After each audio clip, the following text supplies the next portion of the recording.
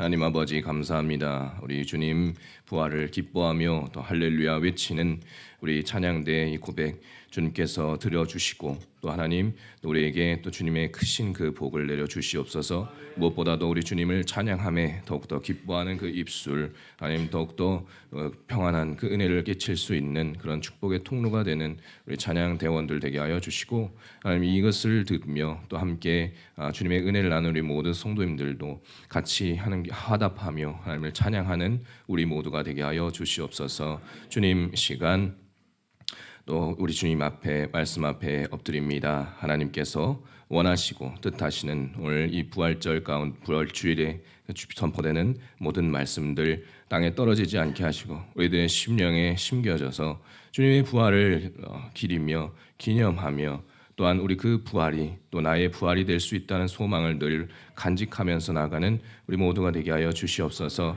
예수 그리스도의 이름으로 기도합니다. 아멘. 서로 축복하겠습니다. 주님께서 부활하셨습니다. 한 번 더 축복합니다. 예수의 부활, 우리의 부활입니다. 네, 감사합니다. 오늘은 부활 주일입니다. 부활 주일을 우리가 기념하면서 오늘 저는 여기 계시지 않고 살아나셨느니라 라는 제목으로 말씀을 전하고자 합니다.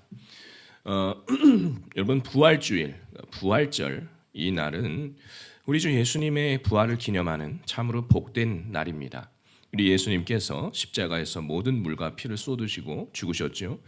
그때가 언제냐? 바로 금요일이었습니다. 그래서 우리 성금요일이다 뭐 이런 이야기를 하죠. 금요일이었고요. 또 토요일에는 예수님이 그 무덤에 계속 계신 때였고요. 동시에 그날은 유대인들의 안식일이었습니다. 그리고 그 안식 후 첫날인 바로 이 오늘 주일에 우리 예수님께서 완전한 몸으로 부활을 하셨습니다. 이 전무후무한 사건을 기념하는 날이 바로 부활절입니다. 그리고 초대교회에서는 이 이후로부터 안식 후 첫날에 부활하신 주님을 기념하면서 매 주일마다 이렇게 예배를 드리기 시작했습니다. 이것이 오늘까지 이렇게 이어져 내려온 것이죠. 그래서 우리가 지금 드리는 이 부활주일은 고난주간 직후 있는 큰 부활절로 이렇게 드려집니다. 큰 부활절이라고 해서 이 부활주일을 그렇게 얘기하고, 왜 큰 부활절이냐? 그렇다면 작은 부활절도 있죠.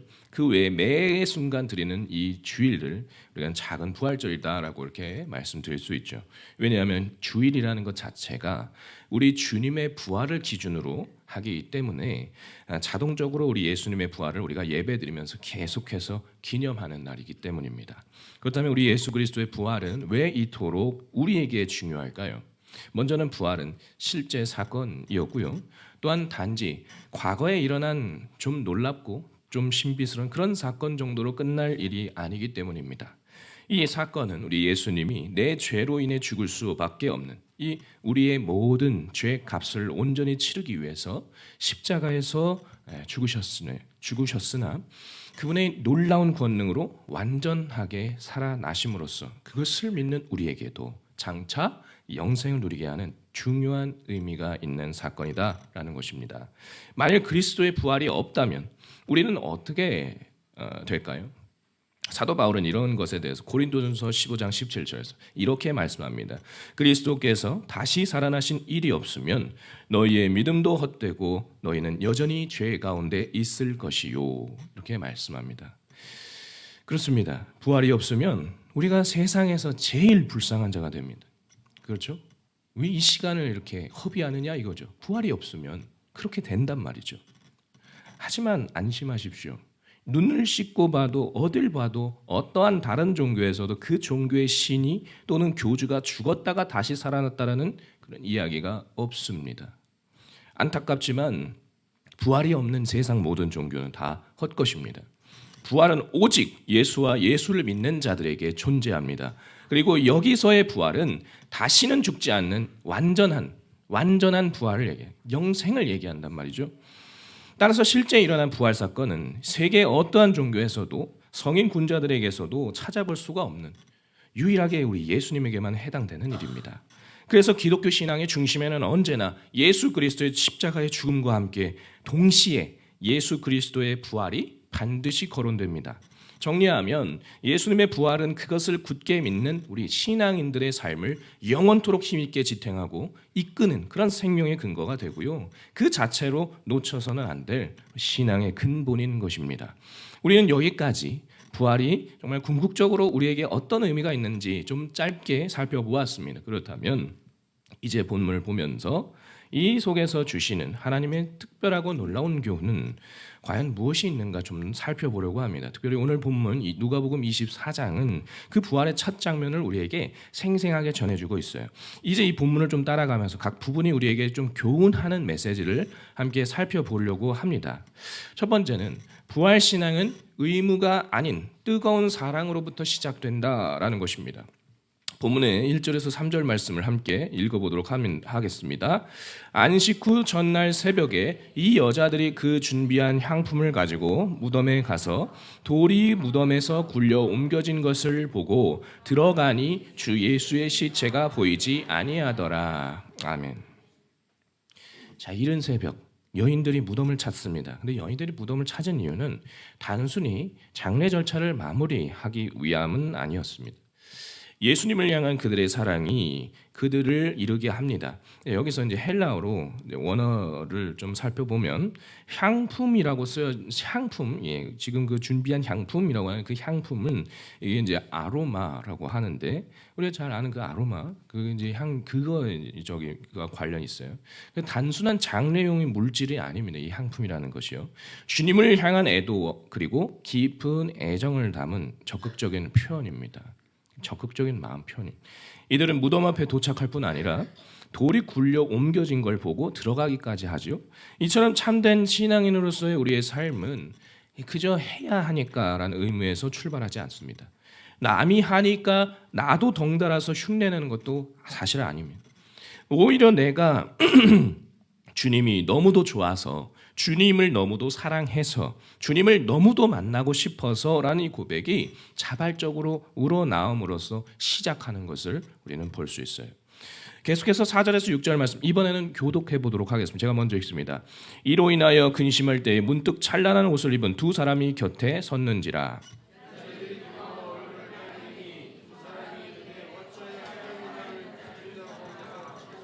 함께 읽겠습니다. 여기 계시지 않고 살아나셨느니라. 갈릴리에 계실 때에 너에게 어떻게 말씀하셨는지를 기억하라. 아멘. 우리 이 여인들을 주목해 보십시오. 이들의 열정이 어땠는지를 보시기 바랍니다. 이들은 지금 예수님의 무덤에까지 들어갔습니다. 이들은 물론 당시 예수님이 정말 살아나셨다는 사실을 모른 채로 그 무덤 안으로 들어갔어요. 그러나 오히려 예수님을 향한 이 오직 순수하고 아름다운 그 열정이 이들로 하여금 예수님이 여기에 없다라는 진정한 사실을 깨닫게 하였고요. 결국 그 자리에서 주님이 살아계신다라는 사실을 가장 처음으로 듣게 된 자들이 되었습니다. 여러분이 알다시피 무덤이라는 것은 사실 여기 계신 우리 성도님들 그 어느 누구도 별로 좋아하지 않을 것입니다. 그것은 곧 누군가의 죽음을 상징하기 때문이죠. 성경에서의 무덤은 곧 죽을 것 같은 이 처참한 상황을 대변합니다. 성경에서 자주 등장하는 스올이라는 표현이 바로 그런 표현이에요. 무덤은 곧 우리에게 죽음과 같은 소망 없음을 상징하며, 그러나 여인들의 이 행동은 무덤에서 통곡하는 그런 자의 행동과는 거리가 멀었습니다. 오히려 주님을 향한 간절한 열방과 사랑이 이들로 빈 무덤 속에까지 들어오게까지 합니다. 그들이 새벽부터 그리고 나왔다라는 사실은 또 참으로 간절한 그들의 마음을 대변해주는 또 다른 표현이죠. 이것을 보았을 때 우리는 현재 어떻습니까? 이제 우리를 한번 생각해 보겠습니다. 우리가 주일마다 예배 자리에 나오고 있고요. 직분을 부여받아서 지금 섬기고 있는 이유가 정녕 무엇이냐는 말이죠. 물론 우리가 말씀을 통해서 예배를 통해서 주님 만나는 건 먼저죠. 그렇지만 나의 뜨거운 사랑 담은 어떤 섬김과 헌신 가운데 우리 주님의 놀라운 은혜를 경험하는 것, 주님을 만나는 것이 정말 목적이 아니겠습니까? 설령 우리 모두가 이 자리에 왔다라고 해서 모두가 똑같이 우리 예수님을 뜨겁게 만나지는 못합니다. 참 안타깝지만 사실입니다. 어떤 사람 정말 마당만 밟고 가죠. 그러나 어떤 사람은 지성소와 같은 아주 깊은 곳에까지 들어와서 이렇게 묻죠. 주님 어디 계십니까? 주님 어디 계십니까? 주님을 부르짖고 또 부르짖는다는 말이에요. 그리고 마침내 주님을 깊이 만나고 돌아가요. 여러분, 왜 이런 온도 차이가 생기는 걸까요? 그것은 오직 내 안에 주님을 만나고자 하는 간절한 열망의 차이 때문입니다. 이것이 죽은 자의 무덤으로 그냥 남을 것인지, 아니면 주님의 음성을 듣는 복된 자리, 빈 무덤이 될 것인지, 하늘과 땅의 차이를 느낄 수 있는 곳이다라는 것입니다. 이 예배당이 바로 지금 그런 곳이다라는 것입니다. 워낙에는 우리 모두가 다 뜨겁게 주님을 좀 사모해서 이 자리에서 그 주님을 좀 깊이 만나서 절망이 소망으로 바뀐 그런 귀하고 거룩한 부활 신앙을 다시금 좀 다질 수 있는 그런 시간 되시기를 소망합니다. 일제강점기에 신사참배를 거부하다가 순교한 남편을 둔 어떤 평양의 어떤 여인이 있었습니다. 그는 매일 교회를 찾아서 묵묵히 청소합니다. 근데 이것을 본 누군가가 이렇게 묻습니다. 당신의 믿음이 정말 대단하군요. 그러자 그녀는 이렇게 말합니다. 아니요, 저는 그저 주님이 너무 좋아서 주님 곁에 있고 싶었을 뿐이에요. 이렇게 말했다고 합니다. 여러분, 짧은 이야기입니다. 하지만 여기서 우리에게 교훈하는 말씀은 확실합니다. 사랑하는 남편을 잃은 한 여인의 마음은 얼마나 큰 슬픔과 고통이었을까요? 그러나 그녀의 눈은 남들이 볼 때 무덤 같은 현실에 갇혀 있지 않았다는 겁니다. 그 여인은 의무감 때문에 교회에 있지도 않았습니다. 의무감 때문이라면 그 큰 고난 마주했을 땐 바로 이미 주님을 버렸을지도 모릅니다. 그러나 그 여인은 진정으로 주님을 사랑했기 때문에 남편을 잃은 슬픔을 이겨내고 살게 하시는 그 주님을 계속 만나며 살아갔던 것이죠.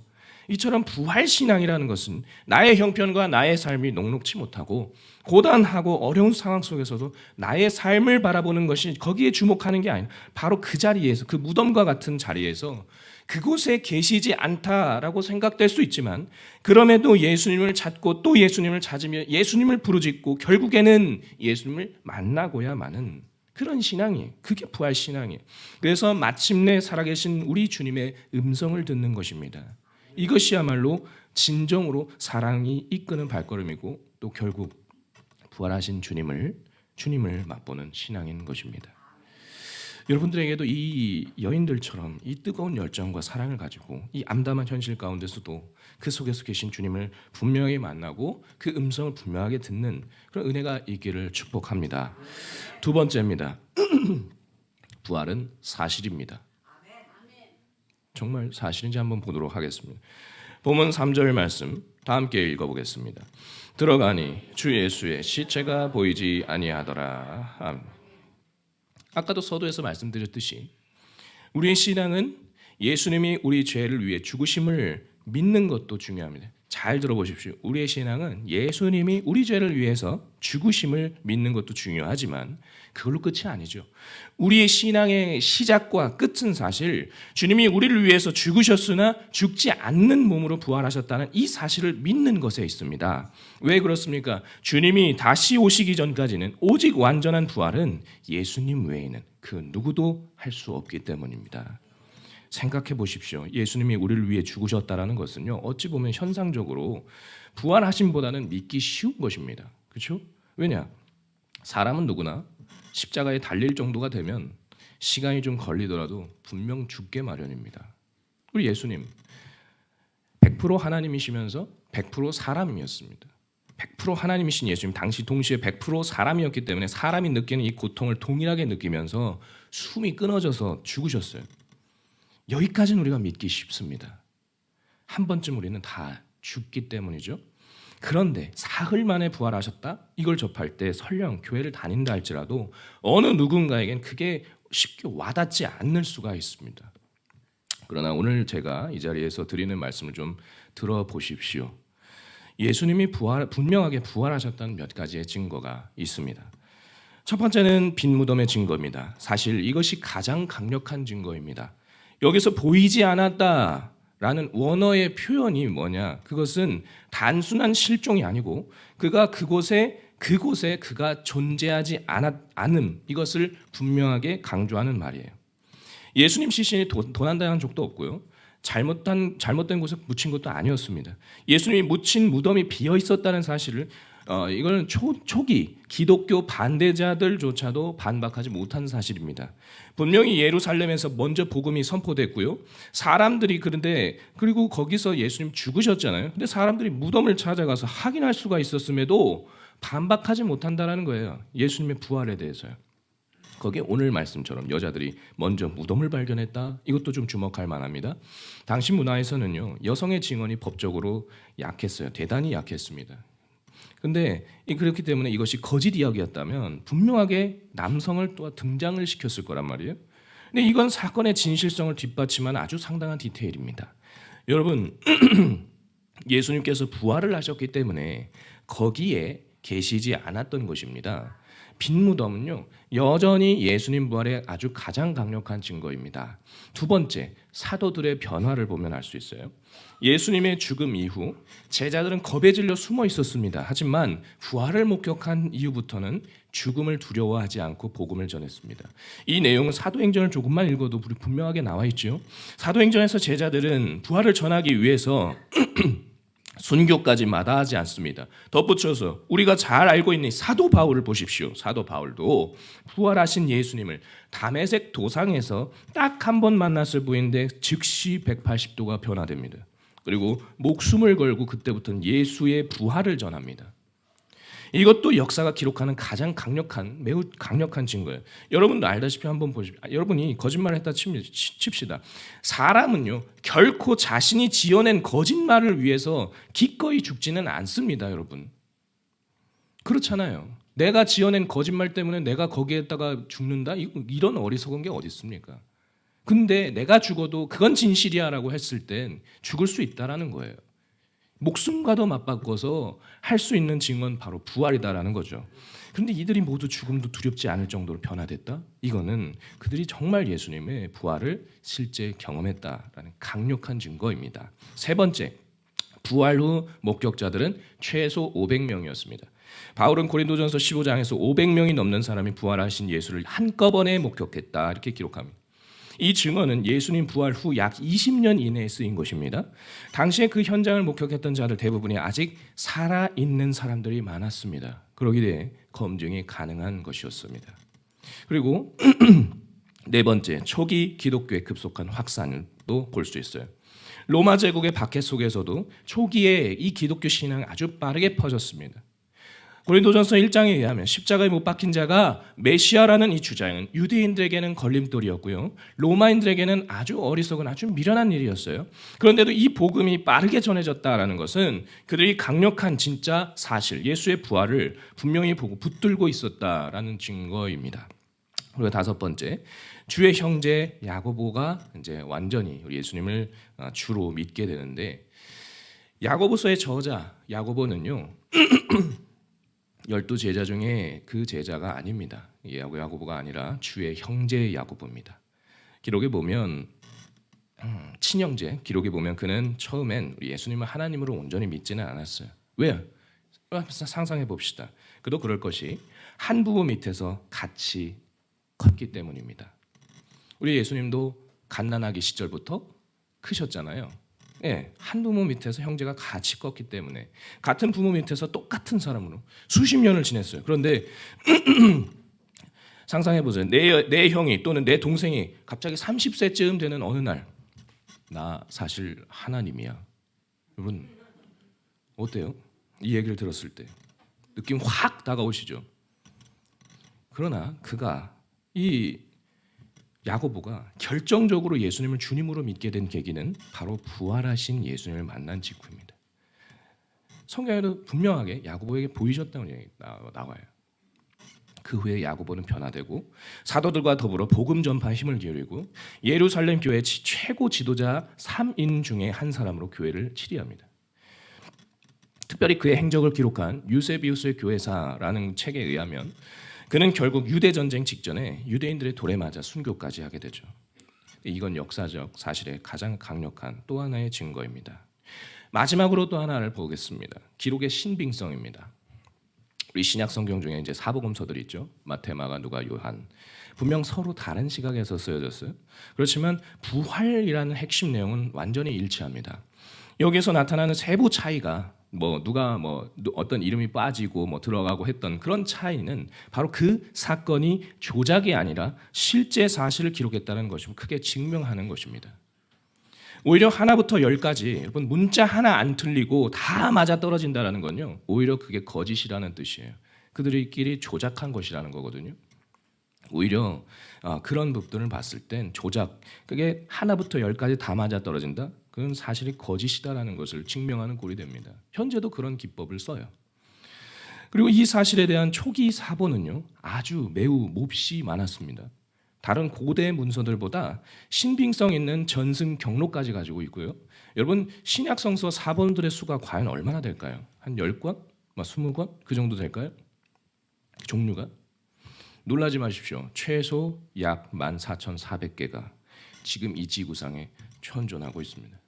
그것도 신약 성서. 그리고 전체 포함해서 보면 대략 59개가 있고 그중에 복음서만 1950개가 현재 있어요. 그리고 가장 오래된 사본과 원본과의 간격 불과 30년 차이, 약 30년밖에 차이가 안 나요. 다른 고대 문서들은 기본이 900년, 1000년 가까이 차이가 나는데 신약 성서 사본과 원본의 차이는 불과 30년 안쪽입니다. 그리고 신약 문서들의 필사본 수 그리고 보존 상태는 고대 문서들 중에서는 최고의 수준이에요. 왜냐하면 초대교회 당시에 전승이라는 건 매우 엄격했고요. 그래서 내용을 변조하는 것이 어려운 구조예요. 내용을 변조할 수가 없어요. 핵심 내용이 그래서 일치했다는 거예요. 그럼에도 신약 성경 사본이 이렇게 많이 존재했다라는 것은 분명히 예수님의 부활을 너무도 생생하게 입증하려는 그런 목적 때문이죠.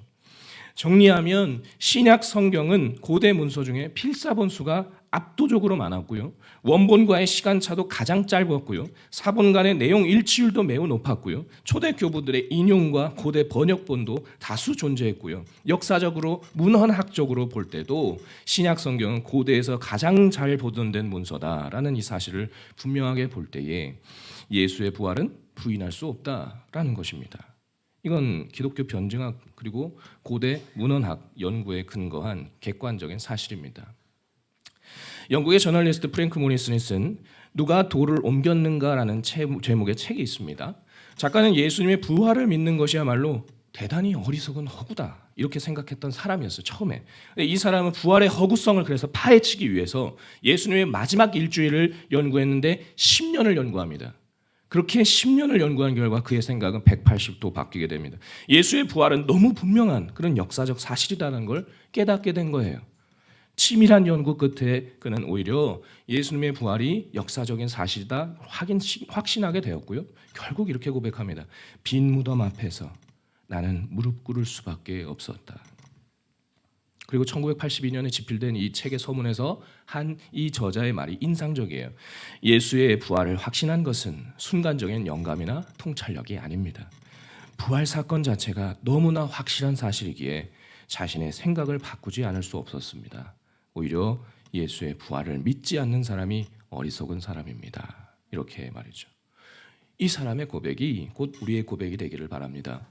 이렇게 수많은 진실을 마주하고 있는 증거들이 지금 차고 넘치는데 여전히 의심하시겠습니까? 부활은 확실한 사실입니다. 이제 우리가 부활이 정말 확실한 사실이다라고 믿겨진다면 이제 믿음 가운데 꼭 해야 할 것이 하나 있습니다. 그 뭐냐? 부활 신앙으로 관점을 이제 바꿔야 한다는 거죠. 본문의 5절 말씀 함께 읽어볼까요? 여자들이 두려워 얼굴을 땅에 대니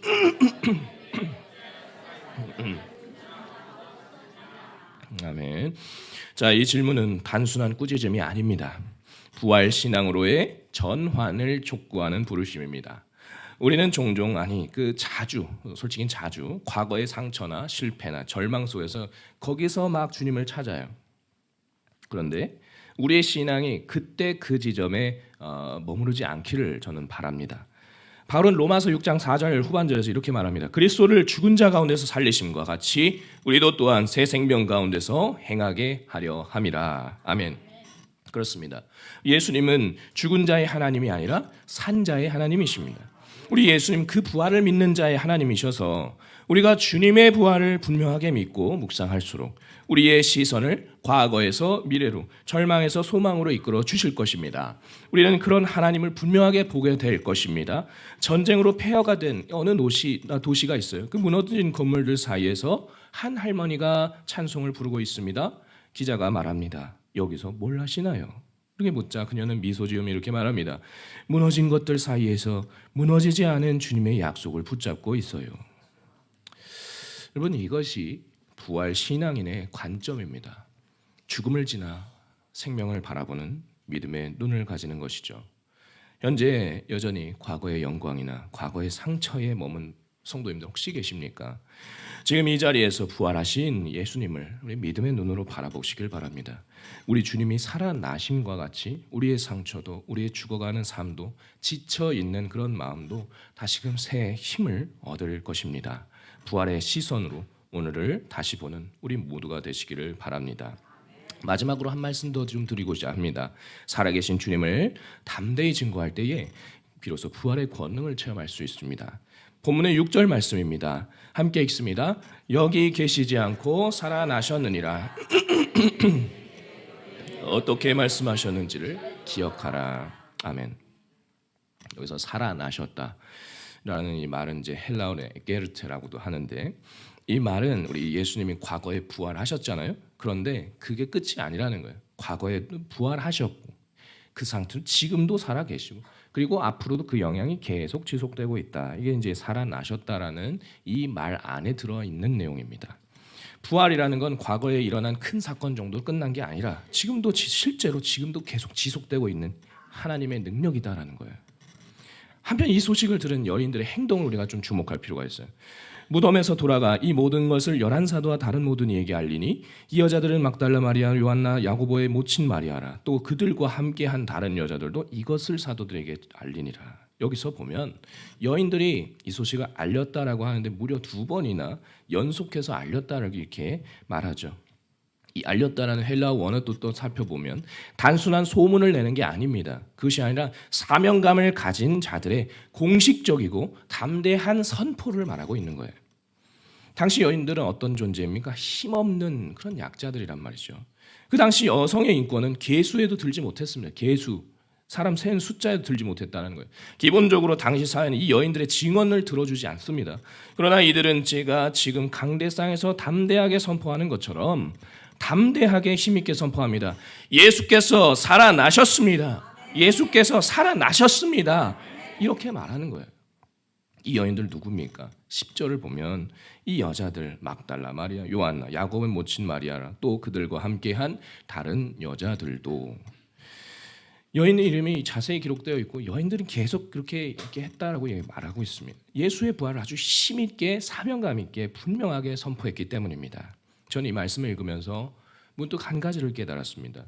우리가 예수님의 부활을 담대하게 전할 때 그 부활에 담겨져 있는 이 하나님의 권능은 우리의 약함을 강하게 하셔서 사명을 정말 힘있게 이룰 수 있도록 새 힘을 주신다, 이 말입니다. 하나님은 그 당시 무시당했던 여성들을 부활의 첫 증인으로 힘있게 세우셨습니다. 당시 여성 법적 증언도 무효로 취급받던 그런 시대였어요. 그런데 하나님 그 누구보다 먼저 복음의 영광을 이들에게 맡기셨습니다. 이것이야말로 하나님의 권능이 세상의 질서를 전복하고 약자와 함께 하시는 그런 아름다운 방식, 올바른 방식을 보여주는 거예요. 알다시피 우리 예수님의 부활은 로마의 군사력처럼 그렇게 선포되지 않았습니다. 막 다 때려 부시고 뭐 불도저로 밀어버리고 이런 게 아니라는 거예요. 사랑과 눈물과 헌신을 가진 이들, 무시받던 그런 이들을 통해 조용히 그러나 가장 강력하게 선포되었습니다. 이는 하나님의 능력이 권력의 언어가 아닌 사랑과 헌신의 언어로 세상에 선포됐다는 걸 보여주는 것입니다. 고린도전서 1장 27절 말씀 이렇게 말합니다. 하나님께서 세상에 미련한 것들을 택하사 지혜 있는 자들을 부끄럽게 하시고, 이렇게 말합니다. 하나님 지금도 낮은 자, 작은 자, 힘 없는 자를 통해서 그분의 능력을 드러내십니다. 그 부활의 권능은 dynamis라고 하거든요. 그 다이너마이트 폭약의 그 말에서 나온 겁니다. 이 권능, 단 한 번의 강력한 포탄 한 방에 사망 권세, 사탄의 권세 완전히 죽이시고 새롭게 재창조하시는 그런 권능이단 말이에요. 예수님의 권능이 바로 그거예요. 죽은 자를 한 번에 되살리시고 심지어 다시 죽지 않게 하시는 그 힘이라는 거예요. 그래서 우리 예수님이 살아나셨다는 뜻이 바로 이것입니다. 그 힘이 지금 연약한, 정말 이렇게 연약한 자들을 통해서 강하게 쓰이시는 거예요. 예수님이 지금도 힘이 있게 살아 계시기 때문에 우리 역시 믿음 가운데 이제 성령으로 체험할 수가 있습니다. 말씀을 맺습니다. 오늘 저는 여기 계시지 않고 살아나셨느니라 라는 이 말 제목으로 말씀을 전했습니다. 우리 예수님은 진실로 여기 계시지 않고 살아나셨습니다. 우리 주님 그 돌무덤에 돌 굴려내시고 나오셨어요. 예수님 다시 사셨고요. 지금도 살아 역사하고 계십니다. 이처럼 우리 주님은 주님의 부활을 믿는 우리 모두에게 그 강력한 부활의 권능으로 우리의 부정적인 사고, 우리의 절망과 모든 악조건과 불가능이라는 이 무덤의 커다란 돌을 굴려내시고 우리 역시 직접 꺼내 주실 것입니다. 그것을 믿는다라는 것은 세상 관점에서는 정말이지 미련한 허탄한 말이 없습니다. 그렇게 미련하고 허탄하기 짝이 없는 그런 말. 예수님이 부활하셨다고 그렇잖아요. 그걸 믿는다라는 것은 세상 관점에서는 그럴 수밖에 없어요. 그러나 하나님의 부활의 권능은 2000년 전에도 지금도 그 미련한 믿음을 통해서 세상에 밝히 드러나고 있습니다. 그 부활은 우리의 죄를 이기고 죽음을 넘어선 영원한 생명의 보증입니다. 부활은 단지 오늘 하루 기념하는 그런 행사로 끝나는 일이 아닙니다. 우리는 매일의 삶 속에서 부활의 능력으로, 부활의 관점으로 살아가야 하는 것입니다. 사랑하는 여러분, 혹시 지금 영적으로 여기 무덤 같은 자리에 혹시 계신 분은 없으십니까? 절망과 두려움, 실패와 낙심의 자리에 계신 분들 다시금 주목해 주시기 바랍니다. 주님은 거기 계시지 않습니다. 주님은 살아 계십니다. 그리고 우리를 그 자리에서 일으켜 세우시는 부활의 주님이십니다.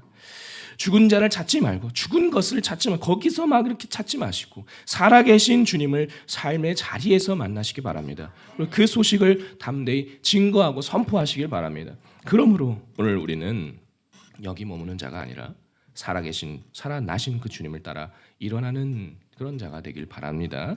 그리고 오늘 점심 이후에 이제 있을 부활절 우리 계란 정도의 그러니 행사에 이 남녀노소 할 것 없이 반드시 꼭 한 번이라도 참여하셔서 이 승리의 소식을 담대히 증거하시기를 바랍니다. 그리고 이후에 이제 2시 반에 이렇게 또 칸타타 예배도 함께 하셔서 승리의 소식을 또 함께 찬양하고 또 묵상하며 기뻐하는 그런 복된 시간 되시기를 축복합니다. 주님이 살아계시기에 우리도 살아갈 수 있습니다. 주님께서 힘 주시기에 할 수 있습니다. 우리가 그 부활의 산 증인이 되시기를 주님의 이름으로 간절히 축원합니다. 기도하겠습니다. 전능하시고 자비로우신 하나님 아버지 감사합니다. 부활주의를 맞이하여서 우리 주님의 부활을 또 집중적으로 묵상하고 우리 주님이 다시 살아나셨다는 사실을 다시금 붙잡게 하시니 감사합니다. 하나님 이 믿음, 이 신앙을 가지고 우리 주님과 함께 동행함의 복을 누릴 수 있게 하시고 하나님 아버지 우리가 또한 이 세상에 담대히 우리 주님의 복음을 선포할 때 주님께서 실제로 힘주시는 그 힘을 그 부활의 힘, 그 권능을 경험하며 다시금 더욱더 하나님 준비된 자로서 아름답게 쓰임받는 우리 마중물 예람교회 여기 모인 우리 모든 성도님들 되게 하여 주시옵소서. 감사드리며 예수 그리스도의 이름으로 기도합니다. 아멘.